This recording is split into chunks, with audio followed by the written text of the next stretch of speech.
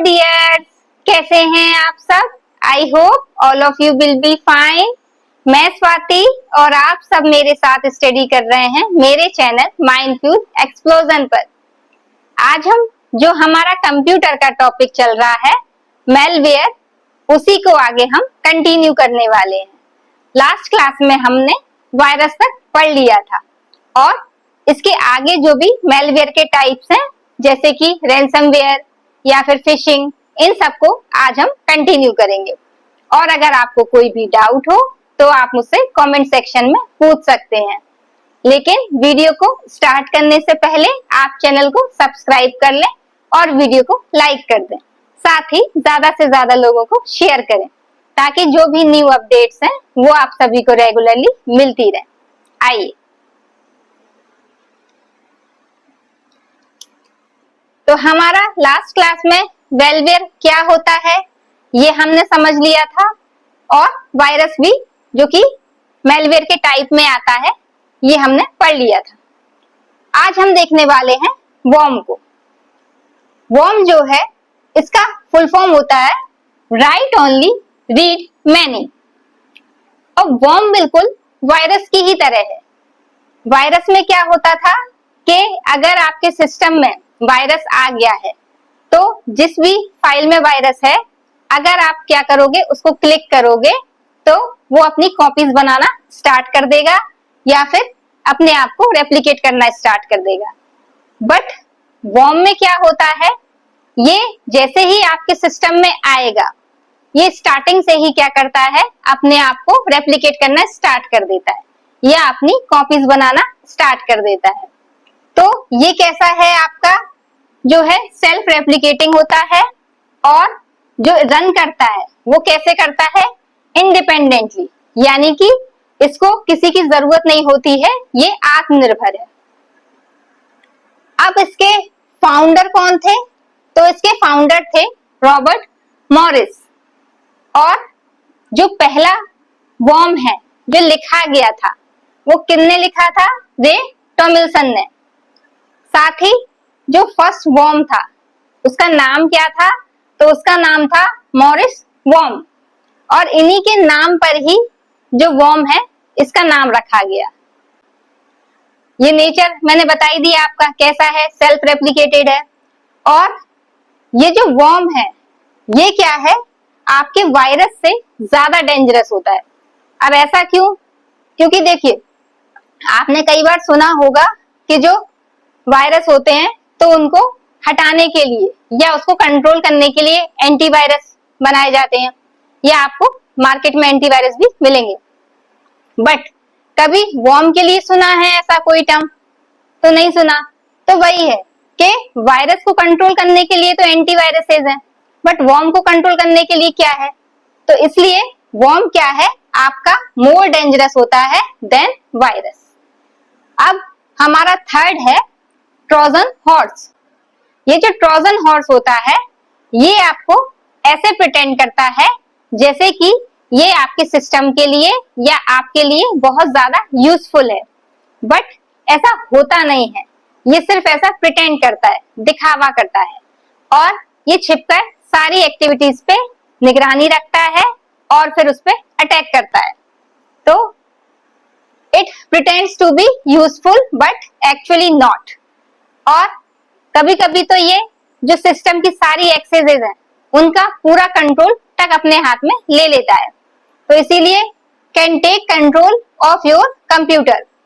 और ये क्या करता है, रूट किट की तरह काम करता है। रूट किट का मतलब क्या होता है कि जितनी भी कंप्यूटर की जो भी कंट्रोल है वो सारे के सारे अपने हाथ में ले लेना। तो ये क्या कर देता है, हैकर को सारी की सारी जो कंट्रोल है वो दे देता है। तो इसलिए इसको कहा जाता है कई बार कि ये क्या करता है, रूट किट की तरह काम करता है। और साथ में ये क्या कर सकता है, ये किसी भी फाइल को डिस्ट्रॉय कर सकता है और चेंज कर सकता है साथ में, और ये ट्रांसमिट भी कर सकता है। ये सारे काम कौन कर सकता है, ट्रोजन हॉर्स। इसके अलावा ये फाइल को की जो सेंडिंग है, रिसीविंग है, लॉन्चिंग है और डिलीटिंग, इसके साथ साथ जो कंप्यूटर की रिबूटिंग प्रोसेस है उसको भी क्या कर लेता है, कंट्रोल में कर लेता है या उसको भी हैक कर लेता है। तो ये था आपका ट्रोजन हॉर्स। अब नेक्स्ट है हमारा फिशिंग। जो फिशिंग होता है ये भी आपका क्या है, एक मेलवेयर का ही टाइप है। और इसमें जो हैकर होता है वो क्या करता है, यूजर की यानी आप या जो भी आपकी वेबसाइट है उस वेबसाइट का जो यूआरएल है उसको चेंज कर देता है और उसका एक क्लोन तैयार कर लेता है। जब क्लोन तैयार कर लेता है तो फिर क्या होता है कि जो भी यूजर है वो जब अपनी आईडी पे लॉगिन करता है तो सारी की सारी जो इंफॉर्मेशन है, यूजर आईडी और पासवर्ड, वो किसके पास चली जाती है, हैकर के पास। तो ये क्या कर लेता है, यूजर नेम और पासवर्ड को हैक कर लेता है और जो भी लॉगिन इंफॉर्मेशन वगैरह है वो सारी की सारी हैक कर लेता है और एक नया वेबसाइट या वेब पेज बना देता है वैसी का वैसा। ठीक है। और आपने देखा होगा ये कहाँ देखने को मिलेगा आपको, जैसे आजकल आप बहुत देख रहे हो कि ये बैंक वाले फ्रॉड केसेस बहुत ज्यादा दिखाई देने को मिल रहा है आपको।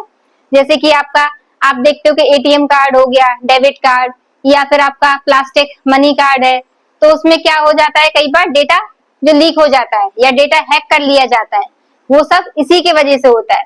तो कौन सा मेलवेयर होता है, वो फिशिंग मेलवेयर। और जब फिशिंग मेलवेयर आपके सिस्टम में आ जाता है तो जो आपकी जो यूआरएल होता है ना, तो वो कैसे स्टार्ट होता है, HTTP और S से। जबकि जो फिशिंग वाला होगा तो उसमें आपका जो यूआरएल होगा वो आपका HTTP या S से यानी सर्विस इससे स्टार्ट नहीं होता है। तो ये था हमारा फिशिंग मेलवेयर। नेक्स्ट है हमारा रैनसमवेयर। रैनसमवेयर आपका बहुत ही खतरनाक वायरस होता है। ये आपको बहुत बड़े लेवल पे देखने को मिलेगा क्योंकि इसमें जो मेन मैटर होता है वो पैसों से रिलेटेड रहता है ज्यादा। ये क्या है, इसमें क्या करता है, जो आपका मेलवेयर है वो आपकी जो भी फाइल्स होंगी सिस्टम के अंदर, उन फाइल्स पे क्या कर देता है, ताला लगा देता है।